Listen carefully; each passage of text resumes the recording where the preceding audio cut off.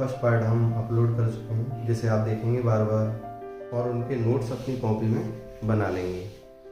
First video नहीं देखा तो सबसे पहले उसे देखेंगे, उससे आगे इस पर आएंगे। तो पहले हम बात कर चुके हैं त्रिज्यखंड क्या होता है, वृत्तखंड क्या होता है, त्रिज्यखंड का कौन सा भाग होता है और वृत्तखंड का कौन सा भाग होता है। अब हम उनके बारे में डिटेल में बात करेंगे और देखेंगे उनका क्षेत्रफल क्या होता है और चाप की लंबाई कैसे निकालते हैं। तो सबसे पहले हम त्रिज्यखंड के बारे में देखेंगे। तो हम पहले एक वृत्त बनाएंगे। वृत्त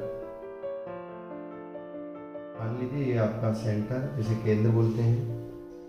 तो हमने पहले वीडियो में देखा था त्रिज्यखंड उसे बोलते हैं दो त्रिज्याओं तथा चाप से घिरा क्षेत्र। मान लीजिए किसी व्यक्ति ने ये वाली त्रिज्या खींची जिसका नाम OA और दूसरे व्यक्ति ने OB त्रिज्या खींची, और इनसे जो घिरा हुआ क्षेत्र है, इन दोनों के बीच में जो घिरा हुआ क्षेत्र है, ये आपका त्रिज्यखंड है। और इधर भी आप देखेंगे तो ये भी आपका चाप है और ये भी दो त्रिज्याएं हैं, तो इसका मतलब ये भी त्रिज्यखंड है और ये भी आपका त्रिज्यखंड है। उसमें समझाया गया था कि छोटा जो आधे से छोटा होता है उसे लघु त्रिज्यखंड बोलते हैं, और आधे से जो बड़ा होता है वो आपका दीर्घ त्रिज्यखंड कहलाता है। मतलब इसे हम बोल सकते हैं दीर्घ त्रिज्यखंड और इसे हम बोल सकते हैं लघु त्रिज्यखंड। लघु त्रिज्यखंड के क्षेत्र को हमने लाइन से डिनोट कर दिया, मतलब ये वाला एरिया है वो त्रिज्यखंड है और ये वाला भी त्रिज्यखंड है, लेकिन दोनों के नाम में थोड़ा सा फर्क होगा क्योंकि ये आधे से कम है। आधे से कम है तो लघु त्रिज्यखंड और ये आधे से ज़्यादा है तो दीर्घ त्रिज्यखंड। अब हम कुछ बातों को समझते हैं जिससे इनके क्षेत्रफल के फॉर्मूले हमारे बन सकें। तो आप देखिए, मैं इसको त्रिज्या मान करके इसे घुमा करके आपको कुछ दिखाता हूँ, उसको आपको समझना है। या फिर हम एक छोटी सी प्रकार ले लेते हैं और उसे हम समझते हैं और उसके बारे में पूरा डिटेल समझते हैं।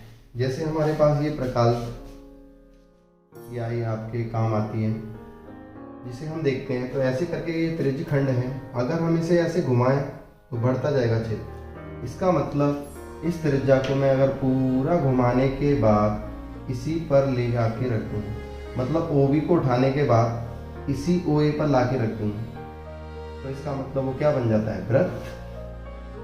तो आप इस चीज को समझें कि जब हम पूरा अगर खींच देते हैं तो उसे क्या बोलते हैं, वृत्त। अगर हम थोड़ा सा भाग खींचें, प्रकाल को रखने के बाद थोड़ा सा भाग खींचे, तो ये वाला भाग हमारा क्या रहता है, त्रिज्यखंड। तो इसी प्रकार वृत्त का भाग क्या होता है, त्रिज्यखंड। खींचने के तरीके वही हैं। अगर आपने यहाँ से यहाँ तक आपने चाप खींचा है और आपने दो त्रिज्याएं से मिला दिया तो वो क्या बन जाता है, त्रिज्यखंड, जो कि क्या होता है, वृत्त का भाग ही होता है। अगर पूरा खींच दिया जाए तो पूरा त्रिज्यखंड किसका नाम ले लेता है, वृत्त का। अब हम देखते हैं वृत्त का क्षेत्रफल और चाप की लंबाई क्या क्या होंगी, जो कि त्रिज्यखंड के क्षेत्रफल से काम करेंगी।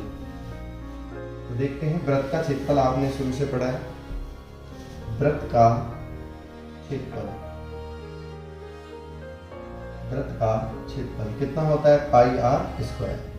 और वृत्त की परिधि, वृत्त की परिधि ये होती है आपकी 2πr।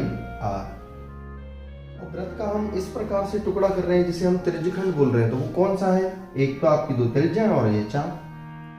तो इस चीज के लिए हम त्रिज्यखंड का क्षेत्रफल कैसे ज्ञात करें, जब हम दूसरी त्रिज्या को पहली त्रिज्या के ऊपर ला करके पूरा घुमा देते हैं तो उसको बोलते हैं वृत्त। पूरा का पूरा क्षेत्र जो त्रिज्यखंड बनता है वो किसका काम करने लगता है, वृत्त का। इसका मतलब केंद्र पर 360 डिग्री चाप द्वारा अंतरित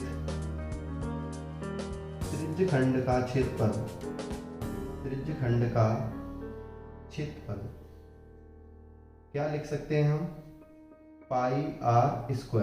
जब आप दूसरी त्रिज्या को 360 डिग्री घुमा दें, यहीं से उठाने के बाद पूरा घुमा दें, तो वो त्रिज्यखंड ही कहलाएगा पूरा। और जब आप पूरा घुमा दोगे तो किसका निर्माण हो जाता है, वृत्त का। तो यहाँ पर हम केंद्र पर 360 डिग्री चाप द्वारा अंतरित क्षेत्रफल जो त्रिज्यखंड बनने वाला है पूरा घुमाने के बाद वो कितना होगा, πr²। तो हम देखते हैं 1 डिग्री केंद्र पर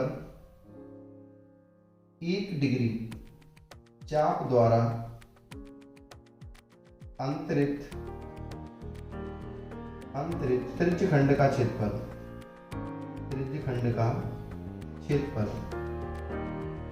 फिर से हम फॉर्मूला देखते हैं क्या बनने वाला है। पाई आर स्क्वायर बटे 360। जिन बच्चों को ये समझ में नहीं आया वो थोड़ी देर के लिए समझ लेंगे। 360 का हमने इधर भाग दे दिया और 360 का हमने इधर भाग दे दिया, थोड़ी देर के लिए समझ लें वो।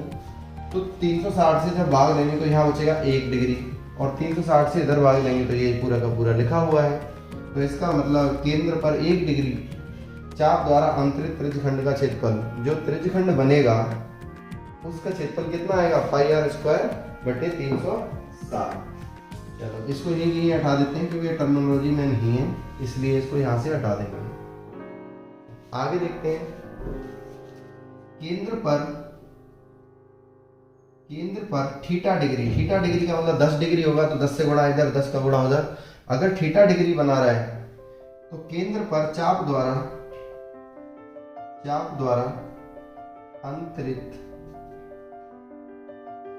अंतरित कोण से बना त्रिज्यखंड का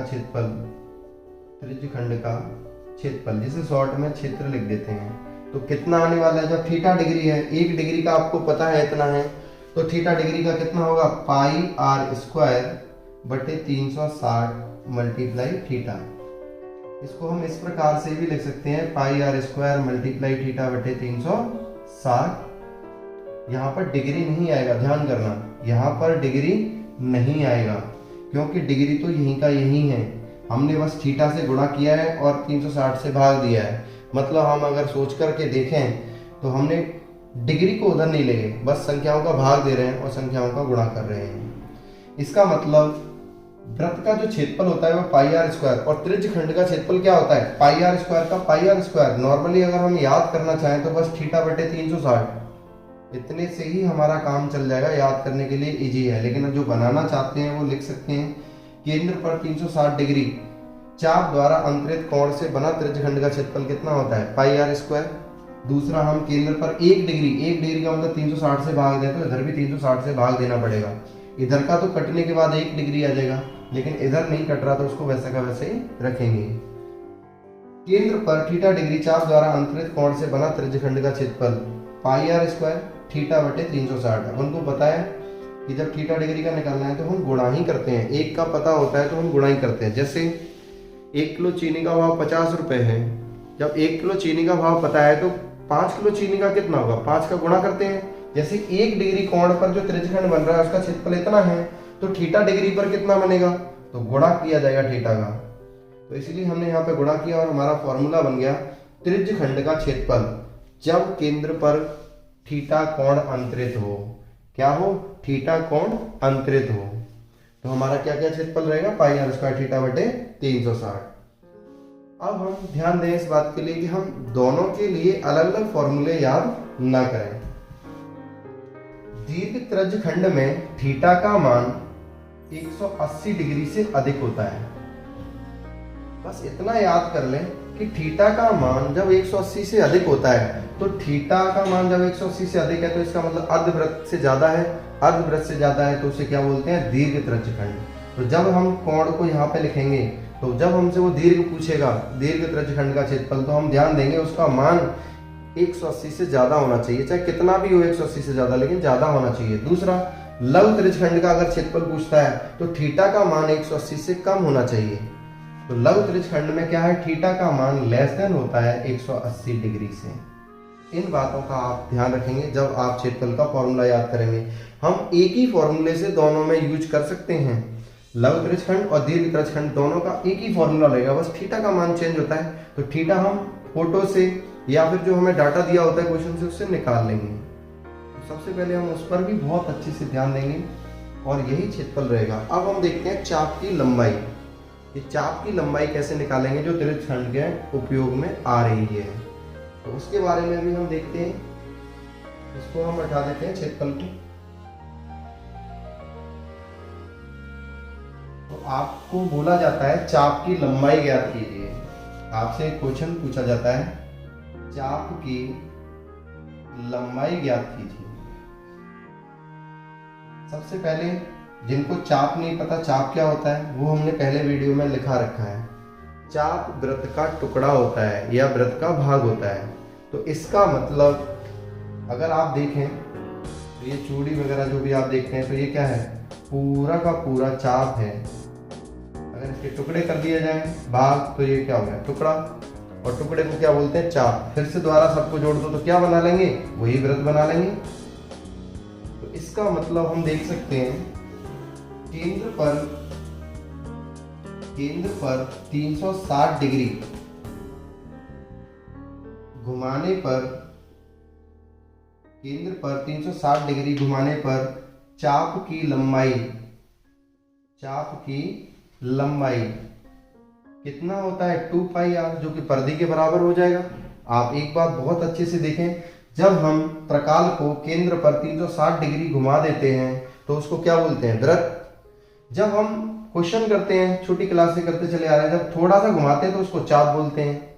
तो इसका मतलब अगर हम थोड़ी देर के लिए घुमाते हैं तो उसको चाप बोलते हैं। मैं कहता हूं पूरा घुमा दीजिए, केंद्र पर 360 डिग्री घुमाने पर चाप की लंबाई है वो किसके बराबर हो जाती है, परिधि के। मतलब चाप के जितने भी टुकड़े होते हैं उन टुकड़ों को सभी को जोड़ दिया जाए तो वो परिधि के बराबर आएंगे, जिसे हम लिख सकते हैं परिधि। और वृत्त की परिधि कितनी होती है, 2πr। अब हम धीरे धीरे 1 डिग्री का निकालते हैं। तो यहाँ पे लिखेंगे केंद्र पर 1 डिग्री घुमाने पर, अब किसको घुमा रहे हैं, प्रकाल को मान लीजिए। कोई बच्चा कुछ अलग घुमाता है तो आपको घुमाने पर ध्यान दें, प्रकाल ले सकते हो, प्रकाल को मान सकते हो। घुमाने पर चाप की लंबाई, तो आप देखेंगे 2πr बटे 360। यहाँ पे डिग्री नहीं लगाएंगे क्योंकि डिग्री तो यहीं का यहीं है। यहाँ पर जो डिग्री है वो यहीं का यहीं रहेगा, डिग्री का डिग्री। तो यहाँ पर हमने 360 से भाग दिया तो इधर भी हमने 360 से भाग दे दिया। यहाँ पे वैल्यू मत रख देना कि पाई की वैल्यू 180 डिग्री होती है जो सर कट गया, ऐसा नहीं करना है आपको। तो चाप की लंबाई का फॉर्मूला बनाना है। आगे देखते हैं, केंद्र पर थीटा डिग्री घुमाने पर, केंद्र पर थीटा डिग्री घुमाने पर चाप की लंबाई तो आप देखेंगे 2πr, थीटा गुणा में जाएगा बटे 360, जिसे आप शॉर्ट में याद कर सकते हो। 2πr टोटल परिधि होती है, गुणा कर दीजिए थीटा बटे 360। मतलब याद करना बहुत आसान है। कैसे आसान है, वृत्त की परिधि कितनी होती है, 2πr, और त्रिज्यखंड जितना आपका कोण है उतनी ही आपकी चाप की लंबाई बढ़ती जाएगी। जैसे जैसे थीटा को बढ़ाओगे चाप की लंबाई भी बढ़ती जाएगी, जैसे जैसे थीटा को कम करते जाओगे चाप की लंबाई भी कम होती जाएगी। हमारी किताबों में जो फॉर्मूला मिलता है वो मिलता है πr थीटा बटे 180, जो कि बहुत इजी वे में आप देख सकते हो। 2 से अगर हम 360 को काटें तो कितनी बार कट जाएगा, 180 बार। तो देखिए πr थीटा बटे 180, जो कि किताब में लिखा रहता है चाप की लंबाई का फॉर्मूला। तो सबसे पहले आप क्या करेंगे, इसको बहुत अच्छे से समझेंगे और इनके फॉर्मूले जो हमने ड्राइव किए हैं उनको बहुत अच्छे से बनाना सीखेंगे। और इस वीडियो में आपको जो चीज़ समझ में ना आए उसको पहले आप रिवाइज कीजिए, कमेंट बॉक्स में कमेंट कीजिए, जिससे हम उसका रिप्लाई दे पाएँ और उस चीज़ को हम क्लियर कर पाएँ सबसे पहले। इससे आगे के वीडियो में हम बताएंगे इनके क्षेत्रफल किस किस तरीके से निकालेंगे। और आप ध्यान रखें, लाइक सब्सक्राइब का ध्यान रखें। वो हम जितने आपके लाइक सब्सक्राइब होंगे उतना अच्छा वीडियो बना कर आपको देंगे, उतनी अच्छी नॉलेज मिलेगी आपको। ये पक्का है, आपके फ्यूचर के लिए भी और हमारे भी फ्यूचर के लिए, हमारे देश के लिए भी बहुत अच्छा रहेगा कि हम अच्छी सी नॉलेज कम समय में अच्छी नॉलेज दे पाए आपको, और आप 10th बोर्ड में अपने ही तरीके से क्वेश्चन करके आए। कॉपी चेक करने वाला भी ये कहे कि ये फॉर्मूले बने तो बने कैसे और कितने अच्छे से उसने डिफाइन करके लिखा है सारी चीज़ें। चलो, थैंक यू।